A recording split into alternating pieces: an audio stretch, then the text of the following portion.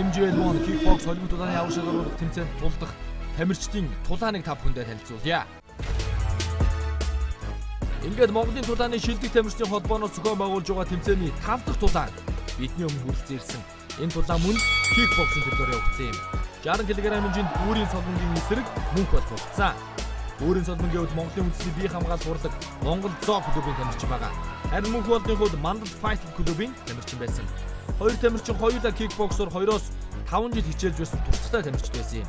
Нэг болон 2 дугаар раундд тун тэнцвүүгийн тоглолтыг үзүүлсэн хоёр тамирчны тулааныг бид сонирхож байна. Хурдтай дистриктэй хоёр залуу асаа сэрхийг дөргөөхөд баггүй хувь нэмрээ оруулсан. 60 кг-ийн жингийн үүрийн солонгийн хувьд 2012 оны MGL1 тэмцээний кикбоксинг төрлийн мөн авраг болж байсан. Спортын мастер тамирчин байгаа. Тийм учраас түүний хувьд аврагаа хамгаалan хүн хэцүү тулааныг хийсэн юм. Түүний хувьд хэдий аврагтай тулдж байгаа ч гэсэн имиж бэргэх зүйл байхгүй тун сайн тоглолтыг үзүүлсэн.